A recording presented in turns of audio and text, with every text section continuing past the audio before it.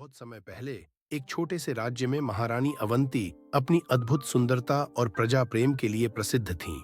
लेकिन उनके महल के आसपास कई रहस्यमयी कहानियां सुनाई जाती थीं। लोग कहते थे कि महल में एक ऐसा कक्ष है जहां केवल रानी को जाने की अनुमति थी। वहां से कभी-कभी अजीबोगरीब आवाजें सुनाई देती और कोई भी यह नहीं जानता था कि उस कक्ष में क्या है। एक दिन राज्य के एक बुद्धिमान और जिज्ञासु युवक आर्यन ने रानी के इस रहस्य को जानने की ठानी।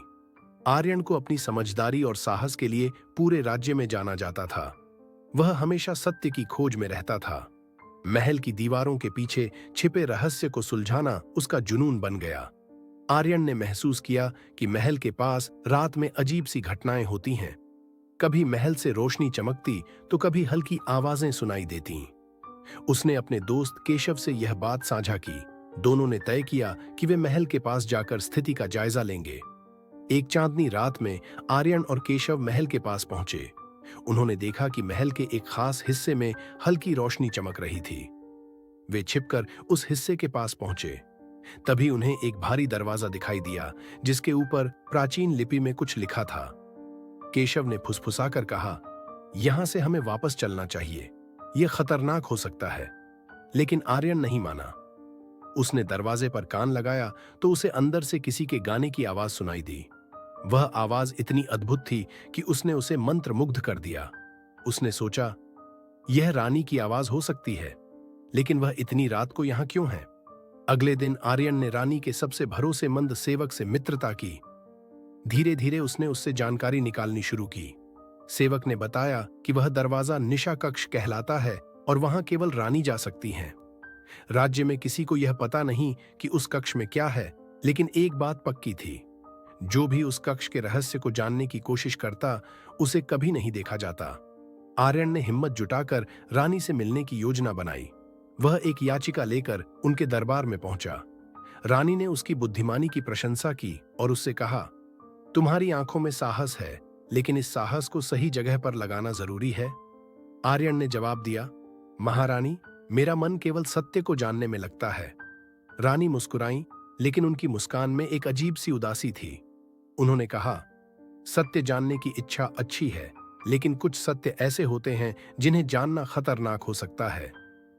रानी से मुलाकात के बाद आर्यन ने फैसला किया कि वह किसी भी कीमत पर इस रहस्य को उजागर करेगा। एक रात वह महल के अंदर घुसने में सफल हो गया। निशा कक्ष का दरवाजा खुला हुआ था। यह मौका देखकर उसने अंदर कदम रखा।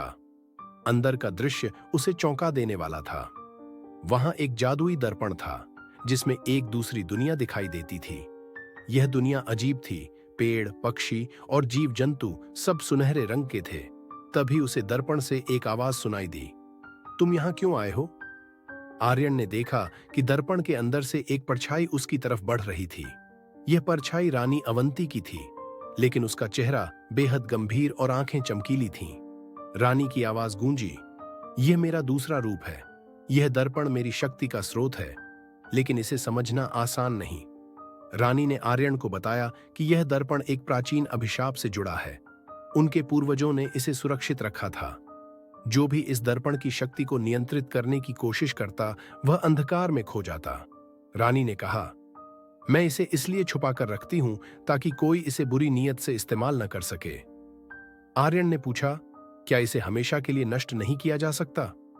रानी ने कहा, इस दर्पण को नष्ट करने के लिए एक ऐसे व्यक्ति की आवश्यकता है जो सत्य के लिए अपने प्राण भी न्यौछावर कर सके।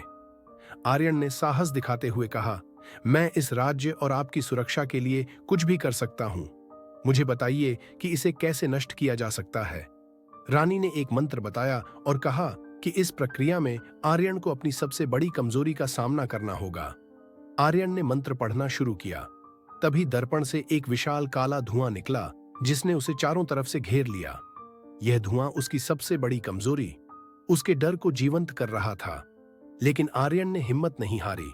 उसने अपनी बुद्धिमानी और साहस से उस डर को परास्त किया। मंत्र पूरा होते ही दर्पण टूट गया और उसके साथ राज्य का वह प्राचीन अभिशाप भी समाप्त हो गया। रानी ने आर्यन का धन्यवाद किया और कहा, तुम्हारे जैसे नायक की वजह से आज हमारा राज्य सुरक्षित है। तुम्हारा नाम इतिहास में स्वर्ण अक्षरों में लिखा जाएगा।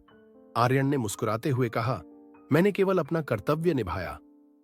उस दिन से महल का रहस्य सुलझ गया और राज्य में शांति और समृद्धि का दौर शुरू हुआ। रानी और आर्यन की यह कहानी पीढ़ियों तक प्रेरणा का स्रोत बनी रही।